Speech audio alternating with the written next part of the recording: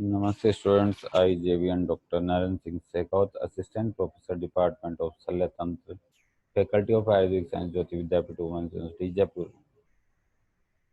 In previous class, we discussed about some parts of management of cholelithiasis, include pharmacological management and medicinal management of cholelithiasis. In today's class, we will discuss about non-surgical removal of gallstones.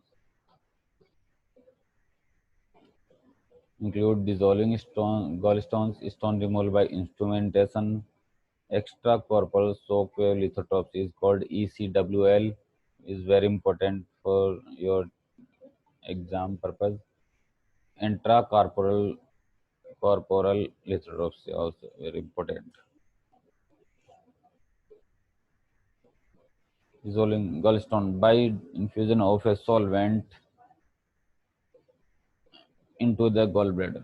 Can be infused through a tube or a catheter inserted percutaneously directly into the gallbladder. A tube or drain inserted through a T-tube tract to dissolve stones not removed at the time of surgery. An ERCP endoscopic or a transnasal biliary catheter. In a later procedure, the catheter is introduced through the mouth and inserted into the common bile duct. The upper end of the tube is then rerouted from the mouth to the nose and left in place.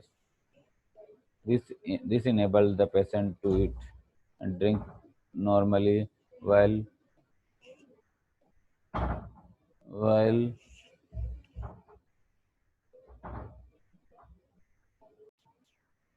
this enables the patient to eat and drink normally while pieces of stone is mounted and chemical solvents are infused to dissolve the stone. This method of dissolution of stone is not widely used in patients with gallstone disease. Method used when the size of stones are not more than 20 mm in diameter. Stone removal by instrumentation. Used to remove stones that were not removed at the time of cholecystectomy or have become lodged in common bile duct. A uh, in- catheter instrument with a basket attached or threaded through the T-tube tract or fistula formed at the time of T-tube insertion. The basket is used to retrieve and remove the stones lodged in the common bile duct. A second procedure involved the use of the ERCP endoscope. After the endoscope is inserted, a cutting instrument is passed through the endoscope into the ampulla of fetor of common bile duct.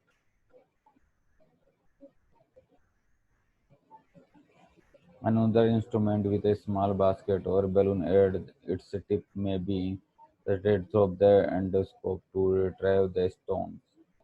The patient is closely observed for bleeding, perforation, and the development of pancreatitis or sepsis. The ERCP procedure is particularly useful in the diagnosis and treatment of patients who have symptoms after biliary tract surgery. For patients with intact gallbladders and for patients in whom surgery is particularly hazardous. Now discuss about extracorporeal shockwave lithotripsy. Used for non-surgical fragmentation of gallstones. Derived from lithos, meaning stones, and tripsis, meaning drubbing or friction. Uses repeated shock wave directed at the gallstone in the gallbladder or common bile duct to fragment the stone. The energy is transmitted to the body through a fluid-filled bag, or it may be transmitted while the patient is immersed in a water bath. Covering shock waves are directed to the stones to be fragmented. After the stones are gradually broken up, the stones fragment pass from the gallbladder or common bile duct spontaneously are removed by endoscopy or dissolved with oral bile acid or solvent.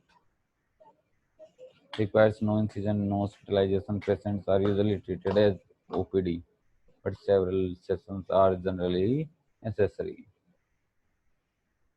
Okay, so this is the image technique of ESWL, means extracorporeal shock wave lithotripsy.